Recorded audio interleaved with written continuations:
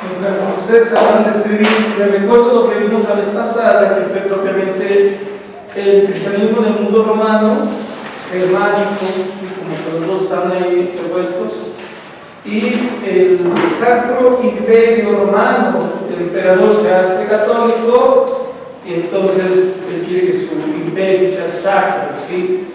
Vimos el cisma de Constantinopla, ¿sí? Que fue así como un malentendido, y todavía sigue el malentendido. La legalización de los pueblos esclavos, ¿sí? Propiamente estamos hablando Alemania, ¿sí? Alemania eran pueblos así como esclavos, y lo que era Polonia y todos esos. De hecho, al Papa Juan Pablo II decían que era el primer Papa del pueblo esclavo, ¿verdad? Porque así está definido, pueblos esclavos. Hoy vamos a ver si estas tres cosas: el cesaropapismo, propiamente el César o el emperador romano junto con el Papa, ¿sí? Esta como relación, pero al mismo tiempo como confusión. Y los obispos condes, ya habíamos en la anterior habíamos hablado algo de que los feudales, así, los señores feudales, se les daba un territorio casi equiparados a un reino, y como ellos querían dejar a sus familias o que su territorio siguiera gobernando, que no se hicieran pequeños reinos, dejaban a los obispos que no se iban a casar, no tenían precisamente descendencia, iban a recoger el reino, su territorio del reino. Entonces, está esa parte. Vamos a ver la renovación de la iglesia, precisamente por lo de los cismas que hay, ¿no? Exige una renovación. Siempre que hay fracturas, tiene que revisarse por qué, ¿no? Y el nacimiento de los carismas. Aquí propiamente estamos hablando de las órdenes monásticas. Sí, es un carisma que nace precisamente para renovar la iglesia. Y Gregorio VII y su reforma, ¿sí? Vamos a ver propiamente tres etapas que ya vimos anteriormente, ¿sí? En la historia de la iglesia ya vimos la edad apostólica, ¿sí? Propiamente los apóstoles, su trabajo apostólico, y que es la primera etapa que vimos, donde incluso utilizamos la Sagrada Escritura para ubicar cómo se estaban moviendo los apóstoles, cómo estaban evangelizando, cómo estaban fundando la iglesia. Y luego los padres de la iglesia, los primeros testigos y los primeros colaboradores y descendientes de la autoridad de los apóstoles. Y viene la Alta Edad Media, ¿sí? Hablamos así porque pues todo estaba muy bien, ¿sí? Pareciera que la iglesia iba como avanzando, se iba cristianizando todo, y todo era así como bonito y chulo y bello, como la luna de miel de todas las parejas, ¿sí? Por eso llamamos la Alta Edad Media. Pero también en esta Alta Edad Media viene esta fractura de Constantinopla, ¿sí? Esas son las etapas que hasta ahorita hemos visto, ¿sí? Es lo que propiamente tenemos ahí escrito. Y si nos puedes leer en la página 10. En las lecciones precedentes que hemos hecho sobre la historia de la Iglesia, hemos llegado prácticamente al año 1000. Hemos visto lo que sucedió en el primer milenio de la era cristiana. En este primer milenio, si os acordáis, hemos recorrido tres grandes etapas de la historia de la Iglesia. La primera etapa, precisamente después de Jesús, es la llamada de la Edad Apostólica, es decir, la etapa de los apóstoles.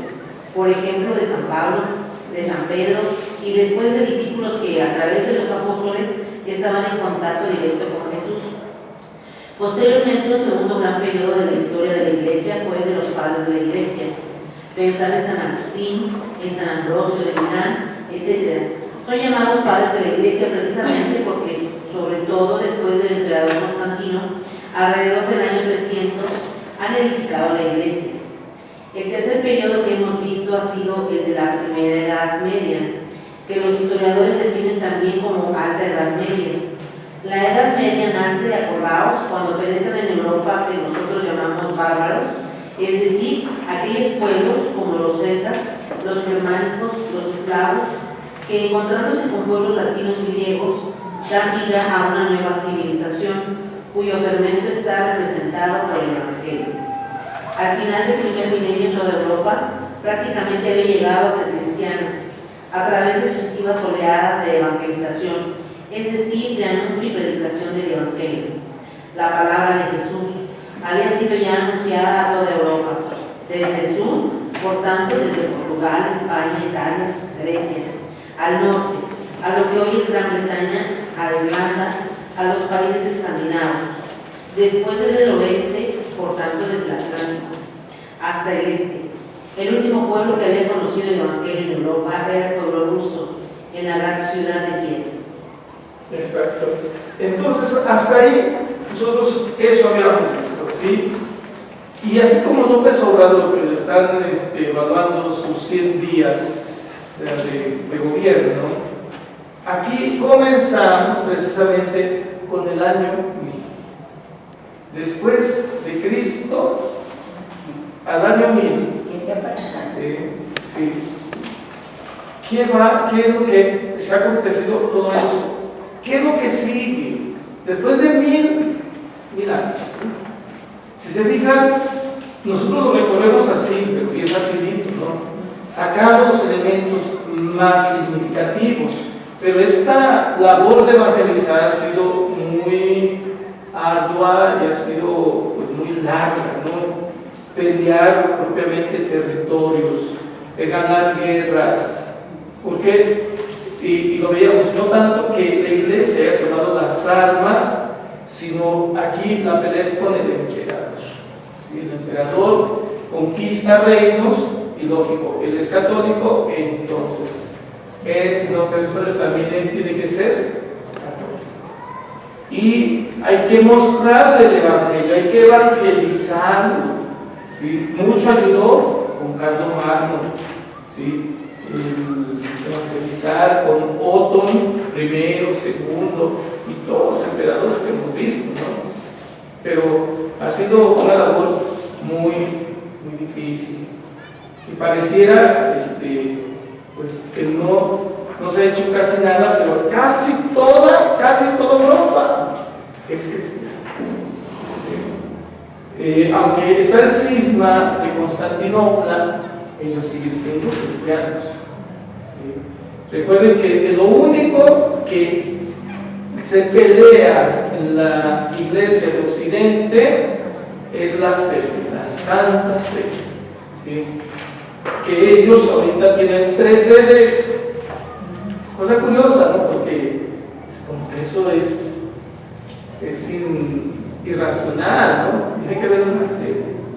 Pero ellos tienen una sede en Rusia, hay un patriarca en África, propiamente en Egipto y otro en Constantinopla. Entonces, esas 3 sedes gobiernan a la iglesia ortodoxa, que es la práctica de Occidente. Pero sigue siendo cristiano. Sigue creyendo en Cristo, en María, en los santos, bautismo, confirmación, penitencia, Eucaristía, matrimonio, orden sacerdotal, todo. Con la diferencia de que sus sacerdotes sí se pueden casar. Sí se puede casar. Si alguien quiere ser obispo, ese sí tiene que quedarse célebre, pero a lo mejor no le toca y se queda como la perra de los pobres. Casarse y sin dispararse. Yo creí que iba a decir, si quiere ser obispo, tiene que casarse. No. Es al revés. Es al revés. Si quiere ser obispo, no se puede casar. ¿Sí? Esta decisión la tiene que tomar antes del diaconado. Porque una vez que reciban el diaconado ya no se pueden casar. ¿Sí? Entonces, esta iglesia ortodoxa nos ha recomendado a nosotros, la iglesia católica, porque tenemos contacto, así hay plática y todo, y nos ha recomendado a nosotros que no aceptemos el matrimonio dentro de la iglesia católica. Ellos nos lo recomiendan, ¿sí? Porque dicen, no se imaginan el montonal de problemas que hay con esta cosa, pero como ellos ya tenían esa tradición, es difícil quitarla, ¿no? Y dicen que es más fuerte la tradición que la ley, ¿verdad? Entonces, así es. En el año 1000, vamos a ver qué aconteció precisamente en el año 1000. ¿Sí? Lucy, ¿nos puedes ayudar? Hay que decir que el año 1000 para los cristianos de entonces representaba una etapa muy significativa. Pensar, se decía, ahora llegamos al año 1000 y después quién sabe lo que pasará. Así como para nosotros, que ahora estamos llegando al año 2000, etapa que sentimos muy significativa. Por eso, alrededor del año 1000, había habido un gran movimiento en espera que se renovase toda la cristiandad medieval. Sin embargo, inmediatamente después del año 1000, fue un momento difícil, doloroso. Precisamente en el año 1054 fue el momento en el que, por tantas incomprensiones que ya hemos explicado un poco, la Iglesia de Oriente, que tenía su capital en Constantinopla, llamada después Bizancio, centro del Imperio Cristiano de Oriente, se separó de la Iglesia de Occidente, que tenía su centro en Roma, donde estaba el Papa. Podemos decir, por lo tanto, que el primer milenio cristiano, por una parte, acabó muy bien, porque había llegado el Evangelio de Jesús a toda Europa. Por otra parte, sin embargo, hay que resaltar que el nuevo milenio empezó con una ruptura muy dolorosa, con una imagen de Jesús crucificado y abandonado en su iglesia a causa de esta división. Al principio del segundo milenio, además hablamos de segundo milenio después del año 1000, como se hablará del tercer milenio dentro de algún año, había un problema muy importante que resolver. En la primera Edad Media, es decir, hasta el año 1000, sobre todo por grandes figuras como la de Carlomagno, que en el 800 había fundado el Sacro Imperio Romano y que por los emperadores otones de origen alemán que lo siguieron, se constituyó una gran unidad política. Europa era una única comunidad de pueblos, todos bautizados en la fe cristiana, y esto formaba el Sacro Imperio Romano, que desde el año 800 al 1000 había sido la forma política que regía la Europa de ese tiempo. Yo quiero que nos ubiquemos o nos pongamos con los zapatos, si estuviéramos en ese momento. Imagínense, pues propiamente se conocía como si eso fuera el mundo, ¿no? No estaba propiamente así como la imagen de América y todo eso. Pues era todo planeta para ellos, ¿no? Todos somos católicos, todos somos cristianos. Entonces, no sé ustedes si lo han visto dentro de su familia. Yo lo vivo dentro de mi familia, porque cuando todos vivimos una cierta tradición, sobre todo espiritual, nace así el sentimiento de rebeldía de algunos. ¿Y por qué? ¿Y para qué? ¿Y que esto es obligatorio? ¿Sí? Vean que los emperadores pues, tuvieron una gran influencia, ¿no? Muchos por conveniencia, o sea, el emperador es cristiano, entonces yo también lo voy a ser cristiano. ¿Para qué? Tener esa como alianza, ¿no? Esa conveniencia o privilegios que otorgaba el emperador porque este es cristiano. O sea, había como esa conveniencia. Y por otra parte, pues así los feudales pedían a todos sus ciudadanos que se hicieran católicos. Pero esto ya era como ya más a fuerzas que legales para muchos. Entonces viene esa rebeldía, ¿no? A fuerzas. Y es ahí donde empieza, obviamente, como una aflicción, ¿sí? La iglesia se siente feliz, sin duda. ¿Sí? Y como vamos a llegar a esta parte donde los obispos tienen poder, lógico, ¿verdad? Es como el papá de que vas a ir a misa porque yo mando. Mientras vivas dentro de mi casa, aquí mira que se hace lo que yo quiero. Pero es que yo no quiero, aquí no te va a preguntar si quieres. Entonces viene como también sentimiento, ¿no? Contra la jerarquía de la iglesia. Estos que se les subió a la cabeza el poder. Aquellos que se sentían obligados a tomar una postura. Entonces todo esto viene precisamente las revoluciones, las opiniones diferentes a todo esto, ¿no? Si nosotros desde un principio que empezamos a ser católicos nos empiezan a instruir precisamente sobre qué es mi iglesia, me voy enamorando de ella, ¿sí? Por la historia que tiene. Yo no porque soy católico y no porque soy sacerdote, pero yo sí siento que si yo sería, no sé, testigo de Jehová y me hablaran realmente de la historia, como se fue dando, yo dejaría de ser testigo de Jehová. ¿Por qué? Porque primero la rebeldía que hubo allá, pues no era mi rebeldía, ¿verdad? Porque a mí no me hicieron a fuerzas nada. Que desde chiquito te hubieran dejado que crecieras para que tú decidieras. No, estamos inventando una mensa de eso, pero yo creo que tienes un momento en que dices, a ver, lógicamente, ¿existe Dios? ¿Dios es real? ¿Dios está en esta iglesia que nosotros estamos profesando? ¿Cómo es que nace la idea de Dios? ¿Cómo es que nace esta iglesia, no? Que tiene precisamente este Dios.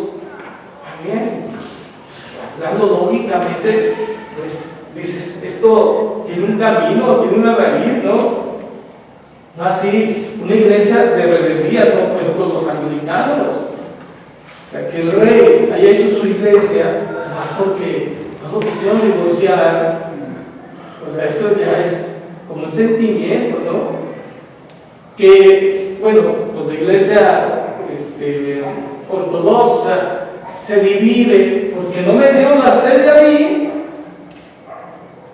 así como es un capricho, ¿no? Un berrinche.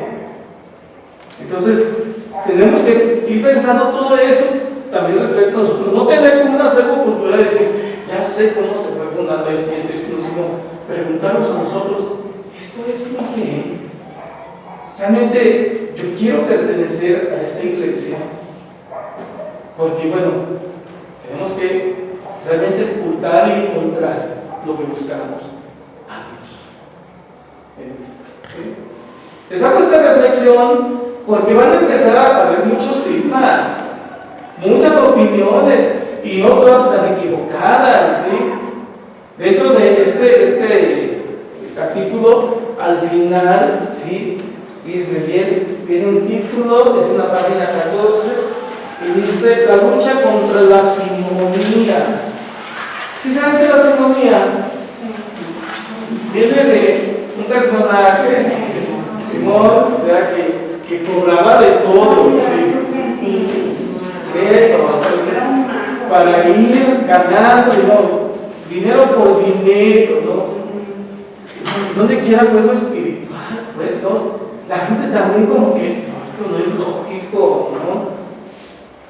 Miren, o sea, yo he escuchado, no es lo de dónde, pero he escuchado, por ejemplo, que en tales iglesias cobran una bendición y ponen tarifa, una confesión y ponen tarifa. Eso es simonía. Sí, que una plática espiritual y ponen tarifa. Yo recuerdo una vez que llegó un señor allá, cuando yo, mis primeros años de sacerdote, ¿puedo platicar con usted? Sí, una plática espiritual. Y luego al final me dice, ¿cuánto le llevó? Dije, no, nada, es una plática espiritual. No, pero es que en la parroquia donde yo pertenezco sí me cobran la plática espiritual. gatita le sale, ese gatito la gata. Pero es así, ¿no? Y está equivocada la persona que está en contra de eso. No, está equivocado, ¿verdad? El hecho de que, por ejemplo, a veces el sacerdote, ¿verdad?, no predique la palabra de Dios propiamente y esté equivocado sobre ella. No está equivocado, ¿verdad? Y lamentablemente así pasa. Y va a haber muchísimos instantes, muchísimas diferencias. Pues ojalá, ¿verdad?, que no se nos mueva la fe, y si se nos mueve, pues hay que preguntar. ¿Verdad? Muy bien. Viene el poder temporal. Pero eso son errores humanos, porque lo hacen los hombres, porque si nosotros regresamos a pensar, no dicen nada de eso. Exacto. O sea, nosotros no debemos estar, tenemos una duda, tenemos que ir con alguien que nos sepa sacar de la duda. En primer lugar, no cualquier persona. Y segundo lugar, tenemos que pensar que es un error de una persona. Y a lo mejor si es muy grave, lo tenemos que revisar en un momento. Como dices, tú no hables más de un sacerdote. Si tú tienes algo que decirle o una duda, pues díselo a él, para que te explique por qué hizo tal o cual decisión, porque ya ves cuántas cosas luego pasan. Ahí, a mí me impresionó muchísimo cuando mandaron aquí un sacerdote, al padre Humberto. Me impresionó muchísimo porque era un excelente sacerdote como que es la comunidad. Y me impresionó mucho y pensé, si una comunidad es capaz de matar a un sacerdote, es capaz de todo. Entonces, vamos perdiendo los valores porque nos conviene, ¿no? Vamos dejando de tener ese respeto por alguien que nos representa, a alguien que amamos muchísimo. Sí, y es eso, ¿no? Aquí lo que yo quiero provocar en ustedes es de que sea precisamente muy histórico, ¿no? Vamos a la raíz. ¿De dónde viene mi iglesia, no? Y que en este caminar humano, sí, hay muchísimos errores como este, ¿sí?, donde Jesús divide plenamente al César lo que es del César y a Dios lo que es de Dios, ¿verdad? O sea, él desde ahí, esa doctrina, no tenemos que como equivocarla o hacerla menos. No por nada Dios vino a decirnos el camino, ese es el camino, ¿sí? Entonces, que no nos equivoquemos y regresemos a la historia, porque mucha gente que no sabe todo esto, vienen algunos detalles de alguna persona y entonces ya toda la iglesia no sé, ¿verdad? Por eso tenemos tantos escatólicos en sectas o en religiones, porque no han estudiado precisamente su historia, ¿no? Y que es bueno ver que la iglesia llena de hombres se equivoca.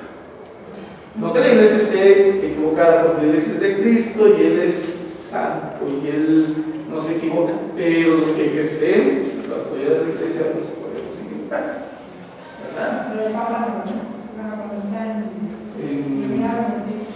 sí, cuando habla ex cátedra. Sí, ahí no. Y cuando no habla está detrás, sí. ¿Por qué equivocarse? Sí, porque muchos no lo refieren en ustedes han equivocado. Claro. Vamos a ver un papa, Julio III, creo, donde van a ver ustedes algunas cosas que hizo y que no están bien, ¿verdad? Puede ser. Muy bien.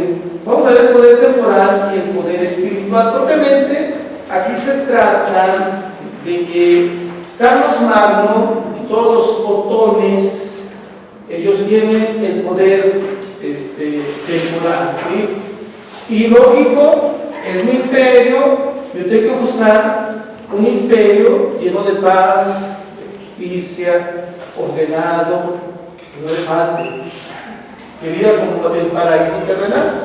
Ese es el trabajo que debería de tener todo emperador o todo gobernante. Pero también está la parte del Papa, y que el Papa tiene que ver el bien del territorio espiritual que se le ha dado, ¿sí? Es como el Padre José y su servidor, que se nos ha otorgado este territorio parroquial y tenemos que ver el bien de esto, ¿no? Por eso al Padre José se le llama Señor cura de almas. Él es quien tiene que ver el bien del alma de ustedes. Por eso, si vamos a tener ejercicios, si vamos a tener Semana Santa, si vamos a tener pláticas, todo es en cuestión de curar las almas de mis pies. Sí, por eso es su título de yo soy el vicario, soy su colaborador de todo lo que él decide. Entonces vamos a ver esa parte. Hija nos puede ayudar con esa parte, el poder temporal. El poder temporal y el poder espiritual. Ahora bien, en este sacro imperio romano, la linfa, el fermento que daba vida a todo, era el Evangelio de Jesús. Políticamente el jefe de toda esta organización era el emperador, que era cristiano. Carlos Magno y los emperadores Otón I, Otón II, etc. Sentían que tenían una misión que cumplir como emperadores cristianos, la de hacer que sus pueblos vivieran el Evangelio. Bajo los emperadores estaban los diferentes príncipes, los reyes de las distintas naciones europeas, y también estaban los señores feudales, los marqueses, los condes. Cada uno tenía una porción de tierra y todos trataban de alguna manera de construir una unidad política armoniosa. Después estaba el Papa, el obispo de Roma, que usando un término que nosotros quizás no nos sentimos muy apropiado, representaba en cambio el poder espiritual. El emperador representaba el poder temporal, o sea, el de las cosas materiales, terrenas que estaban en el tiempo, y el Papa, por el contrario, tenía el poder espiritual, precisamente porque era el vicario de Cristo. Aquel que Jesús, después de su muerte, su resurrección y ascensión, había dejado como representante. Primero Jesús había dejado a Pedro, y después a su sobre Pedro, o sea, al Papa, que era por lo tanto el vicario de Cristo. Según una teoría que entonces estaba muy en auge, para explicar esta unidad del Sacro Imperio Romano se decía: Jesús, cuando dejó la tierra, dejó dos espadas. La espada de señal del poder, de la autoridad. Quizás habéis visto que alguna película que cuando un emperador o un rey imponía la investidura a un caballero, ese es un término justo. Cogía la espada y le tocaba un hombro y luego el otro, etc. Por lo tanto, Jesús ha dejado dos espadas. La temporal la ha dado al emperador para regir al pueblo de Dios en lo que se refiere a los aspectos materiales, como la paz, la justicia, la relación entre los pueblos, etc.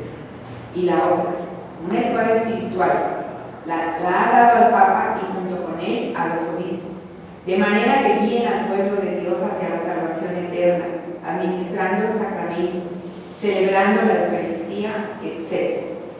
Toda la organización de la Edad Media se basaba, por lo tanto, en la concordia, en la unidad entre los dos poderes, el del Papa y el del emperador, y después entre el de los obispos y el de los señores feudales. Había un concepto piramidal de la autoridad. Entonces no se hablaba de democracia. Esta ha sido un descubrimiento del mundo moderno. Entonces el que había recibido de Jesús la autoridad era muy importante.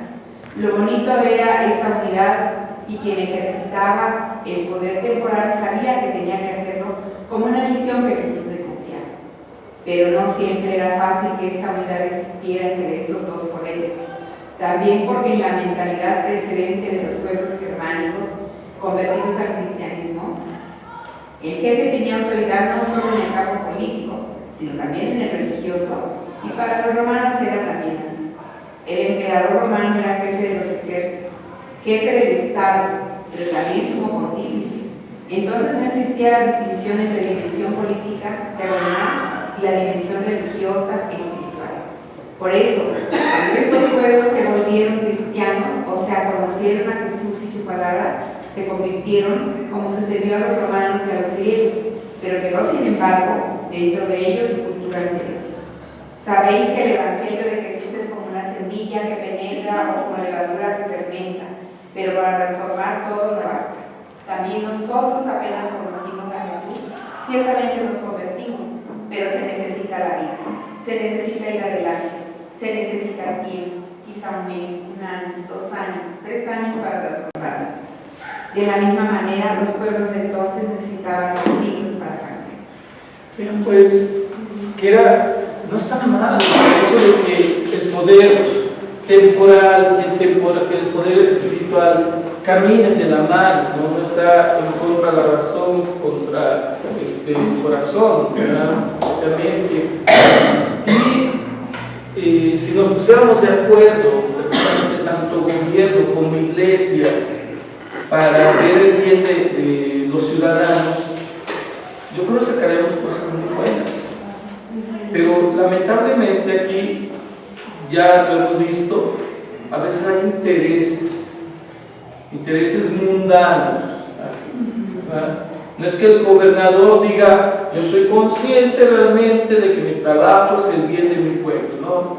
A veces pues se van acabando los 6 años y si tú no tienes recursos para vivir lo demás del tiempo, si dinerito, entonces me hago alianzas, ¿verdad? Y de ahí viene la corrupción, ¿verdad? Si la iglesia, ¿verdad?, está pensando solamente materialmente, pues también, ¿verdad? Están los muy famosos padres que pues, están haciendo sus negocios, están yendo alianzas con amigos, ¿verdad? Algunos que nos gusta tener visitas aquí, visitas allá y allá, pero en la parroquia nunca no descuidamos el cuidado parroquial, pues se va deteriorando todo esto, ¿no? Entonces, ¿qué intereses tenemos? ¿Hacia dónde vamos? Pero si se trabajara de la mano, sería muy bueno. Usted busca un bien espiritual, usted busca un bien material para el pueblo, pues ¿cuál es el problema, no? ¿Por qué podríamos ser enemigos? ¿Dónde estaría el choque de ideas si el bien es para los miembros de nuestro pueblo? Pero a veces no se piensa así. Son las desviaciones, Claro. porque a veces la misma gente no puede ser que provoca cosas que van a agarrados con el aborto, con los matrimonios gay, todo eso, pues somos nosotros mismos los que provocamos. Pero es aquí, fíjense, porque la autoridad está bien definida, o sea, hay personajes que son los que llevan el control, ¿no? Vamos hablando así, como por ejemplo Aguascalientes, el obispo, decimos el propio, quien gobierna espiritualmente la diócesis, y el gobernador, ¿verdad? Martín. Estos dos personajes tendrían que ver el bien de la gente. Ahora, ¿yo a quién le doy voz? ¿No? Si ustedes fueran mi consejo parroquial, yo soy el encargado de esta parroquia, ¿a quién le doy voz? Y si le hago caso a esa voz, ¿no?